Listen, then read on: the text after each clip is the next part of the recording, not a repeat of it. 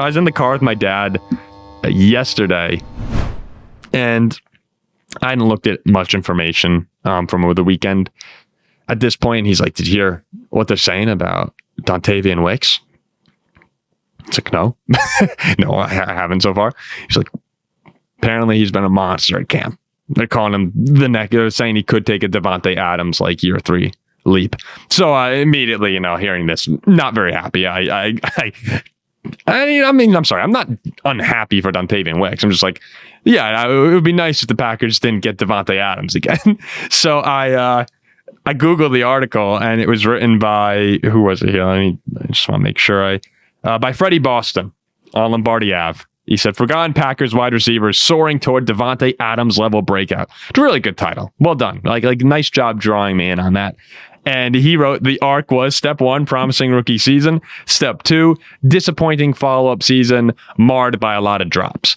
And Davante Adams, if you look at his year 1 to year 2, or year 1 and year 2, 38 receptions, 446 yards, 3 touchdowns. 50 receptions, 483 yards, 1 touchdown. And then in year 3, when he took that leap, 75 receptions, 997 yards, 12 touchdowns. That's when he became Davante Adams.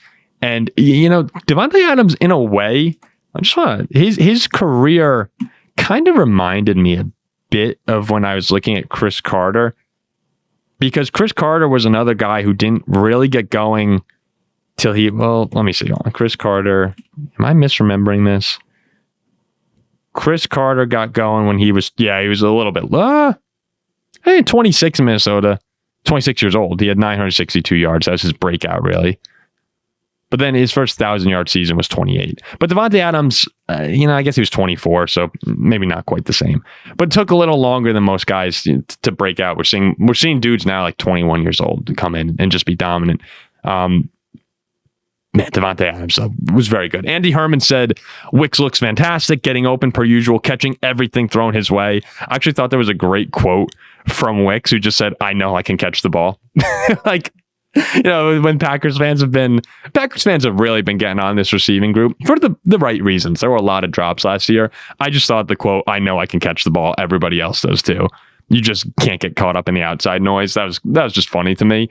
And Wicks attributed a lot of last year's failures. He said week 1 didn't play particularly well. The field was really bad. He dropped the ball a lot. And that just kind of mentally messed with him for a lot of the year. And this year, he feels like he's in the right spot mentally. Now, that's great. At the end of the day, though, you do have to go out on the field and execute. We can say all we want about the field not being good. And you just can't, at the NFL level, you really can't let those games bleed into another one and have one bad game impact your next. You sort of have to have that closer mindset. I'm not a wide receiver in the NFL. I want to catch a pass in the NFL. I'm not trying to put a guy down here. But Dontayvion Wicks has a lot of potential. And he's a great route runner. He's great in separation. He was number 2 in the league last year in separation. This is a guy that gets open, and that matters. I mean, we're talking about highlights all the time, and Tyreek Hill blazing speed. This is when it was Asante Samuel was saying, Chris Carter only got open and got first downs. Like he didn't. What? That's what you're a receiver, right? Get first downs, getting open. That's massive. It's not all about the long ball. It's not all about the highlight. And Dontayvion Wicks can get open, and if he's able to. I'm not going to say Davante Adams leap. Maybe in terms of the statistics for 75 receptions, 1,000 yards, that is a leap. But if there's a world where he can elevate his game there, and the scary world for opponents of the Packers is one where Wicks and Reed and Golden and Kraft, all of them kind of take this or have this elevation together. That's when things start to become pretty scary if you're playing the Green Bay Packers. But all the signs right now are that Wicks is playing great. And I think that for the rest of the NFC North is concerning. It's not a scary thought right now because it's still training camp and everyone's great. But it's something to keep an eye on because there are a lot of really talented receivers in this Packer pass catching group. And if just one of them separates themselves and makes it really does, rising tides lifts it all, So I can see a world where Dontayvion Wicks having a bit of a breakout here, and that would also make Romeo Doubs more tradable. So that could be an interesting storyline as the season comes on, depending on what's happening there. But yeah, that was something that caught my eyes. Dontayvion Wicks has been really good so far at training camp. Not much from Jaden Reed, but Dontayvion Wicks has been a storyline that we're really not hearing too much about, other than if you're really tapped into the Packers. The other couple things I just want to say about Green Bay is McManus apparently has just been on fire. As of this recording, he hasn't missed a training camp. Obviously, you know that as a Viking fan, I value the importance of a kicker.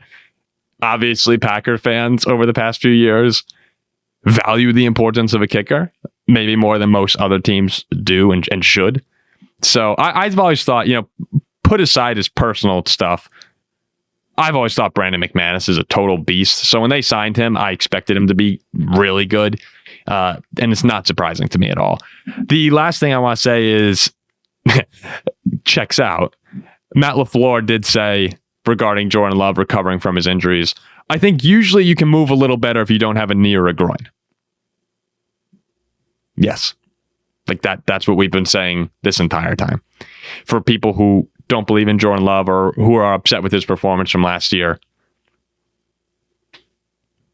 it's hard to move around when you have a knee or a groin injury lingering all year.